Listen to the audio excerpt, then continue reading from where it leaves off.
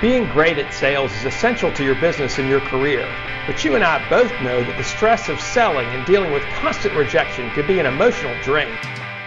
My entire brand, No BS Selling, is based on the belief that professional sales is a skill and not a personality, and that to be better at sales takes constant refinement and a dedication to your craft. This show is for salespeople and entrepreneurs who are committed to improving their sales skills and getting better results, and are sick and tired of the BS game that often happens between buyers and sellers. Welcome to the No BS Sales Podcast, and I'm your host, Walker McKay.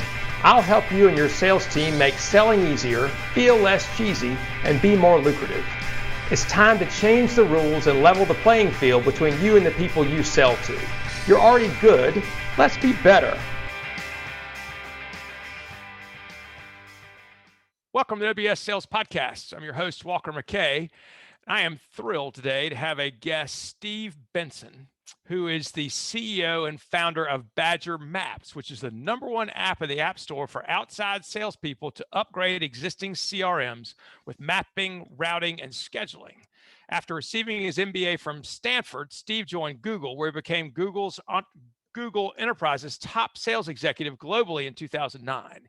He also hosts a podcast called The Outside Sales Talk, which is a podcast specifically for outside salespeople. And he is the president of the Sales Hall of Fame. So, Steve, welcome to the show. Before you go there, before I talk any further, Steve is going to talk to us today about what sales leaders need to be doing right now at this stage of the coronavirus, wherever the hell we are, what to do to lead your team to better results. So, Steve, welcome to the show. So glad you're here. Thanks for having me, Walker. I'm really excited to be here. No, it's my pleasure. I know the No BS sales team is happy to have you. Tell me something. You've got an interesting background. I mean, obviously, MBA from Stanford, joined Google. Sounds kind of like the ultimate resume. Tell me, how'd you get to where you are now, say, CEO of Badger Maps? Well, I guess I actually didn't start out to start a software company or any company, really. I mean, I was kind of a big company guy for the beginning of my career. I worked at Allstate Insurance and IBM and a software company called Autonomy that got bought by HP. And then I was at Google, and I kind of my whole background was in field sales, and I was at Google, and I was doing a lot of work with like the mapping API and mobile, and so the Android devices at that time. I kind of saw where the puck was going in terms of the speed of phones and what kind of software was going to be available and able to be built and made. And I understood this problem that field salespeople had around figuring out their schedule and their route and focusing on the right customers, given the constraints of where they had to be during the day. If Right. they had a meeting at 10 o'clock in this suburb, they're already going out there, for example. So they, given their existing schedule. And so I set out to solve this problem that they had always faced of combining their customer data and a calendar and a routing system into one app on a mobile device. And, it took a few years to get it good, but, that was 9 years ago when I started the company. And so now we're kind of humming along. And I guess that's how I got into this. So it's kind of, you showed me the software when we talked before, and it's if you run a route, right, if you are doing a territory salesperson, and you can put in what the things are that you need to accomplish that day, that week, and it will go ahead and map out the way that you should go, how to do that in the most efficient and effective way. And it's really fascinating the way it works. It can add, my guess is it adds to efficiency 25 to 40%, I guess, depending upon how you were doing it before. Yeah, our internal surveys of our customers are indicating that they drive about 20% less, but Wow. get about 20% more meetings. Those meetings, they are focused on kind of the customers that they need to be focused on. It's basically a calculator for a field salesperson, and so it just makes things more efficient and allows them to make better choices. It's an enabler. Just as the calculator doesn't do the job for you, it just enables you to do it faster, for example. Yeah. It's a very cool product, and there'll be links to it in the show notes if y'all want to check it out. But I highly recommend you guys check out the Badger Maps app especially if you're in a territory sales or you're running a route. Might be very helpful. Tell me, but the reason I brought you on today was because you've had a lot of experience running sales teams. I mean, you're a super experienced sales leader. Thinking about where we are today in this, I guess the technical term is this fucking mess of coronavirus. That's the technical term. The technical term is a fucking mess of coronavirus. What are the kind of the new challenges that a sales leader needs to overcome in this environment that they might not have been thinking about before? What are the things they need to be aware of? Well, I think the first thing is that they have new challenges from desperate competitors doing desperate things, right? A lot of companies are really, really hurting right now. And they're frankly willing to do things that they might not have been willing to do before. So, I'm talking about like deep discounting, liquidation of inventory, giving away free consulting or free low cost value things that just to make ends meet, but they're going to go after your customers and try to steal them away from you, right? Right. And so I think that's the first thing is kind of this kind of crazy behavior from competitors, and it's because they're desperate, right? The second thing is the challenges that you'll face from your prospects and your customers. So resistance from customers that just wasn't there before this economy and this situation that we're in. People not wanting to engage, not wanting to meet in person, not having a budget. If someone didn't want to meet with you before, didn't want to take a look at your solution before or your product before, now they have a fantastic excuse, right? Right. Absolutely, they do. Yes. So resistance to spending money, spending freezes from the top. And the third thing is the way they buy, right? So aggressive procurement offices or the person that is buying from you being more aggressive, leveraging the down economy, either for discounts, better terms, or just generally jamming down your margins and asking for more from you. And remember, sometimes you're coming up against professional negotiators, and this is a great excuse to get concessions out of a sales rep. So, I mean, yeah, those are all absolutely real things. And the question is, what the hell do you do about that? I mean, how do you coach reps to deal with a more hostile environment, if you will, that we're facing right now? Well, I think there's a couple of things. I mean, first of all, I think coaching is so important in these times, right? Tell me what coaching means to you. What does that mean? I think it's an overused word. I'm not sure everybody knows what it means. Sure. So I think coaching can be pre-call strategizing. Coaching can be post-call debriefing. It can be ride-alongs or going on joint calls. It can be coaching and around a specific opportunity and diving deep into what the blocking and tackling is. A certain deal needs to be successful. I think anything that makes a rep better at their craft qualifies as coaching. And I think a sales manager, and especially in a down economy, probably all the time, but especially now, should be spending about half of their time coaching their team. Mm-hmm. Now, I guess to answer your first questions, in terms of what needs to be coached, and I think this probably depends on the industry. Sure, the rep, yeah, of course, yeah. But I think things like negotiation, specifically how to defend your margins and sell value, that's something that almost any team and any sales rep could freshen up on right now. Can I stop you for a second there? Yeah. What do you recommend as far as people learning how to defend their margin and to keep their price? I mean, how do you coach somebody for that? Well, I think being prepared to have the hard conversations around things, and a sales rep needs to be ready that the buyer is often going to look to get things cheaper and kind of focus on zero sum type negotiations right now, like where it's the thing that we're talking about like is price, and it's less about how to unlock value between these two organizations and more just about the bottom line, because they may be looking at their bottom line a lot more frequently, or may have become a lot more aware of it, or there's just less to spend. So I think focusing on the value of your solution, and a lot of people, they sell not the cheapest product in the market. Right. The reason you have a lot of time, the reason you have a field sales team is because there's value that needs to be created, right? Yep. If it was just a commodity, you just sell it over the internet, right? Yeah, we don't need. Yeah, if you're selling a commodity, then we don't need salespeople anymore, right? Right, and so it's reverse auctions. Exactly, and that's that's a lot of the companies and products that have salespeople. It's often because there is something differentiated here, or there is something to communicate, or there is extra value, and so um, focusing the conversation on that value and differentiating yourself and showing the reasons why this is better than doing it the hard way, or why this is better than the commodity product Hmm. is I think the way to unlock, is the way to keep the price high and kind of, just draw the line in the sand. And part of this, a zero sum negotiation, which you'll run into in these cases a lot of the time, in a way that you wouldn't in a better economy, when there's more to discuss and it's less about just the money.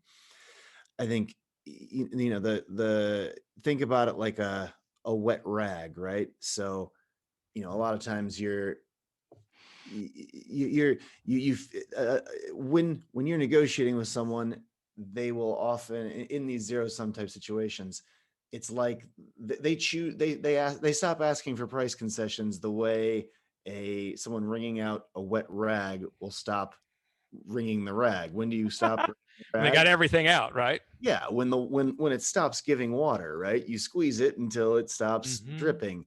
And you know it's important to recognize when you're in kind of a zero sum portion of a negotiation, so that you just know, okay, well, it's going to stop when I stop giving water. And hey, procurement people or buyers right now, a part of their job is to twist your arm for a few more Yes. concessions, a few more dollars. So you got to be prepared for that. So, one of the things that I coach my folks about a lot is that even though people make it about price, there's always something different than price. And maybe your experience has been different than that, and maybe some are. But if you're going to give on price, you need to get something back. Look, I can deal with that price, but you guys need to either buy 500 of them, or you need to only buy one of them, or you're going to have to sign a contract with us for a long time. What do you see? What do you think about that type of strategy?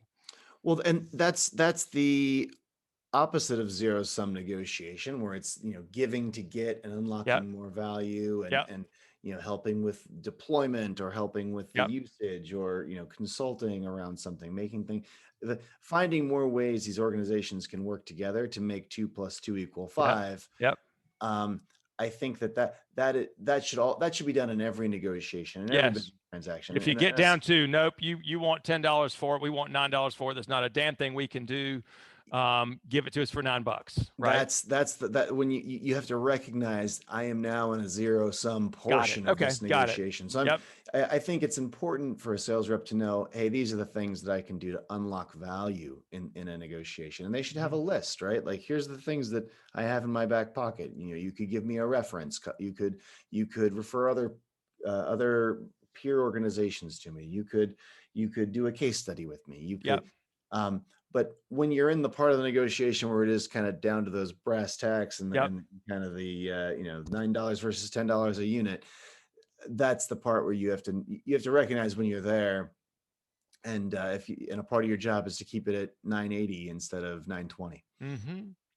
And so, and the risk is if you say something's $10, and then you sell it for 980, and the person's beat 20 cents out of you, the risk is that now the buyer just says, well, hell, they tried to stick me for 20 cents. Right. They Sure. were trying to stick it to me. And so I'm never gonna trust them again. That's the risk of doing that. What about your willingness to walk away? I mean, do you talk to folks about that?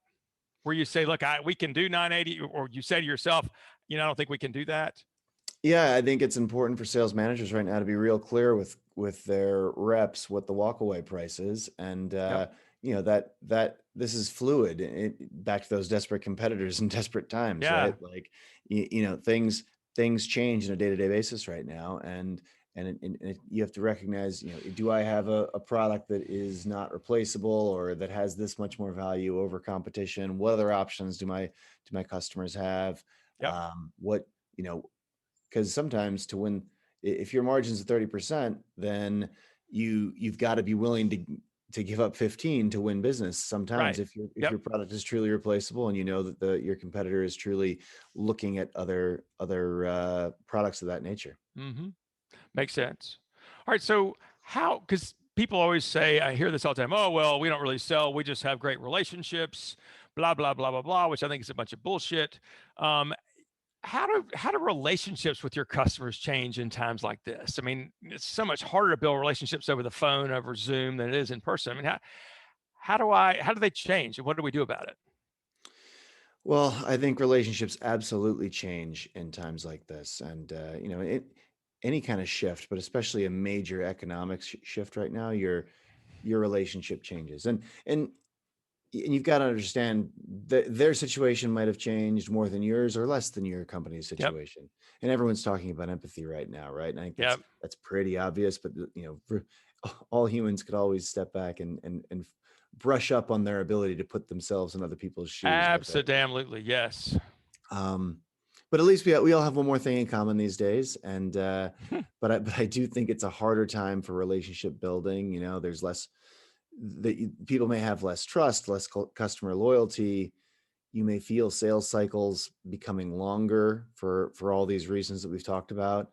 Um, so I think, in terms of building relationships, I think one key thing that people can keep in mind, and this is something that you've always needed to do, especially in a complex sale, but now more than ever, I think leveraging your sponsor is super important, because you need someone to be your eyes and ears inside of Yep. a deal. You need your sponsor is rarely, so when I say sponsor, the person you're interacting with the most, Your white knight, I would call them. Yes. exactly, and they're rarely the only decision maker, but they're often the person that really sees the value and is kind of sponsoring you at the organization, and especially with how tight purse strings are right now, Yep. it's important to leverage them, and do So things like how? ask Yeah. them before the meeting with the team. Ask them to try to uncover in kind of offline conversations, what are the objections that the other decision makers sitting at the table, the other Yep. influencers might have, so Yep. that you can proactively address them, because they might not come up the same way in a Zoom call or a phone call that you could get them to come up Person. in person. And so you gotta subtly prepare them, have a pre-meeting call with your sponsor, and prep them on what questions to ask to steer the conversation, um, and facilitate a discussion. It, Mhm. it's so much more important when you're in this remote environment, because you can't read the room. You're Yep. not face to face. There's no water cooler. There's no drinks afterwards. You can't read people's body language. Yep. Chit chat that builds rapport. Yep. You're not going to be able to get the relationship in place that you can get in place face to face. So you really need that sponsor to follow up with decision makers after the meeting as well, Yep. to get genuine feedback on your Yep. behalf. You're not going to be able to do that as well, and you're going to need their help so much more to get something done, to move a deal through towards closure. Just because gravity is so much stronger. One of the questions that I like to ask a sponsor or even the person who's making the decision is, where could this thing get screwed up? Right? Where is this deal going to get caught? Where is it going to get sideways? Where is it going to die? Which department is it going to die? Right? And just at least learn that ahead of time and say, well, so what do we do about that? To save them time. Are there any other questions that you'd like to ask the sponsor? I know it depends upon the deal, but are there any that are good for you that you ask people?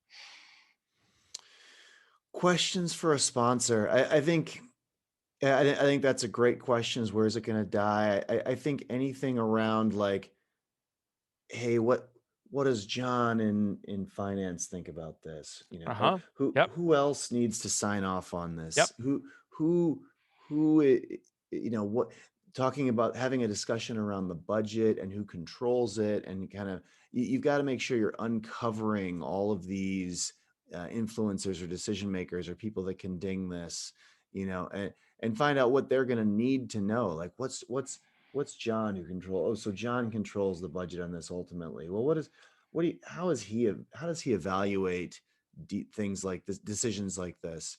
Have you had a conversation? Could you have a conversation with him around what does he need to see? Yep.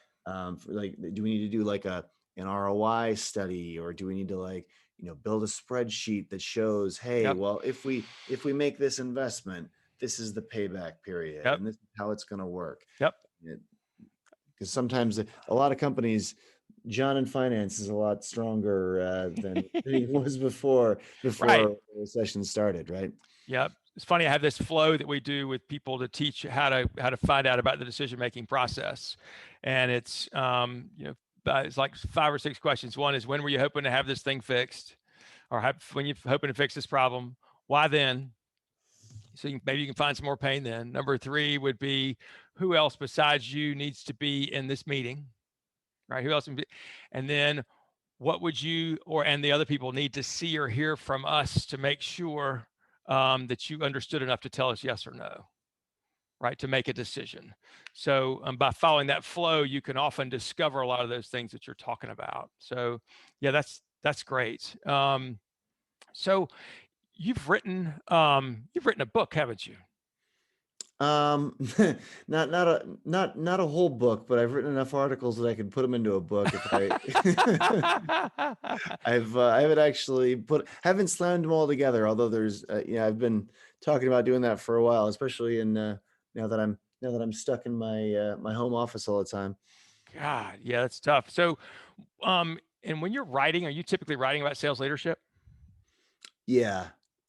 Sales leadership and being a salesperson, sales strategies, that people need to have, or the most common things for me to talk about are leadership in general, sales Okay. leadership. I teach a course for LinkedIn on sales leadership, and so a lot of the work I've done was kind of built in support of that course. But then, now I've kind of now that there are sales leadership is really important in recessions, because this is where the rubber meets the road, right? Keeping a company floating, saving jobs, et cetera. A lot of it comes down to the revenue that's coming in the door, and salespeople communicating value is what gets deals done, Right. and pays everybody's salary ultimately. So, I think it was Zig Ziglar said, nothing happens till a sale gets made. So somebody sells something. That's exactly Yeah. right. So Yeah. knowing that things are changing, right? And there's pressure on the sales leaders. What kind of key performance indicators? Do those things need to change? And the things that we expect of our salespeople, what we measure, does that need to change during this time? Yeah, I think it can be more important to focus on forward-looking KPIs. Not, in a good economy, I think sales managers tend to focus just on lagging KPIs. And what I mean by that is, a lagging KPI is something that like current revenue. Yeah. That it's a KPI that is the result of stuff that's happened in the past. You generated that lead 4 months ago. You Right. made that proposal 2 months ago. And or here's the money, here's the number of closings we've had this month or whatever. So yes. Exactly. So that's a lagging KPI. And, it's easy to just look at sales numbers like, current revenue, because cash is king right now in a down economy. But I think in a down economy, as a sales manager, when you evaluate your reps, you need to keep an eye on forward-looking KPIs as well. Like what? Who's building pipe, anything that indicates, this is different for different industries and, of course, companies, but anything that kind of indicates who's going to be generating revenue in the future. And historically, I don't love focusing on activity-based metrics, but like things like pipeline, you need to realign KPIs in times like these, because it's not necessarily going to be clear whose activities are being ultimately successful, but you do have to look at those things as sales cycles have expanded and become longer, right? And you have to, like pipeline building, right? Like you need to count lead gen numbers, like meetings or scheduled how many qualified deals are you getting? How many meetings are you getting scheduled? It may, or maybe identify, hey, I think our problems are more mid funnel. So then you would focus on things like number of presentation or proposals to qualified decision makers. And then that changes what you're going to coach on. This gets back to the coaching conversation, right? Are you having trouble closing? Are you having trouble starting the conversations? Are you having trouble selling the value in the kind of the middle of the sale? Maybe you're struggling with margins, and you're seeing margins compress. A lot of companies that were just kind of a lot of sales teams that were just focused on revenue now need to shift their focus into protecting their margins. And so you would need to track discounts on every deal, figure out why did we give this big of a discount? What happened in the sales cycle? So when you're making these changes, right? Because as the leader, you are leading the team, right? And so when you've got to make changes like this, or all of a sudden we're just going to measure gross revenue to all of a sudden we're going to measure margin. How do you deliver that kind of news? Is that something that you put out you do a poll for it, or you say, here's what we're thinking about, or you just say, here's the deal, guys? What do you recommend? Well, I think transparency is king here, right? Yep. And I think that in general, whether you're communicating changes of this nature or communicating anything, any bad news, or in a time of crisis like this, you have to remember that people's imaginations get the best of them, Oh, particularly yeah. within large groups, right? Yep. So depending on how big your team is, there's a lot of gossip of impending doom, and and that can travel quickly. It can lead to rash decisions and morale problems, and I think it's important that as a sales leader, you communicate in a transparent way, an optimistic way, a realistic way, optimistic but still realistic way. But transparency, I think, if you were going to have one word on your mind, explain why it is that you're doing what you're doing, right? Mm-hmm. People need to have an action plan that puts their fears to rest and allows them to focus on selling, and because these organizations need to keep revenue coming in the door. Mm-hmm. People need safety and security, I think, and yes, you're as a leader in general. So I guess this isn't just for sales leaders, but everything for all leaders. Keeping the wheels in the bus, making people feel safe and secure is really mm-hmm. important. People have got to know they're going to be able to pay for food and their mortgage and their rent, and yep. they're going to their job's not going away, so they're going to have health care. And you have to, if you're not transparent, if you're not truthful, if you're not clear, people can imagine the worst, right? And they always will too. They always will. Yep. So this has really been, Steve, this has really been cool. I've learned a lot today. How would somebody get in touch with you? How would somebody find you if they want to talk more about Badger Maps, which is a really cool app, a cool program, or about your leadership stuff? Well, the Badger Maps, the best thing to do is go to our website, and it kind of, there's a free trial. It's $50 a month per sales rep. So it's, that's really pretty clean and easy to get into and check out. So just websites, badgermapping.com. If you wanted to get a hold of me, LinkedIn's probably the best strategy for that. Just Google or, link on LinkedIn, just search for Steve Benson, Badger Maps. There's a lot of Steve Bensons out there, but only one at Badger Maps so far. That's right. I'm the only one. So, but yeah, those are probably the best two resources. My podcast is a great place to hear more from me. So that's Outside Sales Talk. But yeah, those are kind of the best ways to get a hold of me. It's awesome. Okay. Well, thank you, Steve. No BS Sales Team, I hope you've enjoyed today. Steve is a wealth of information and knowledge, not only for his software company, but also for how sales teams need to perform and what sales leaders need to do to make them optimal, to optimize their sales teams' performance. Please subscribe to this podcast, share it with somebody else that needs to hear it. We've got a newsletter that goes out a couple of times a week, sharing thoughts that I have about sales, different articles I'm reading, books I'm reading, different videos and stuff, copies of podcasts. If you want to be on that email list, I would go to my website, walkermckay.com, sign up under the newsletter. You'll start getting stuff from me. There are also discounts available there from time to time. So get the newsletter. Steve, thank you so much for being on the show today. I appreciate you very much. You're the man. I wish you all the best of luck. Thanks. It's been great to be here.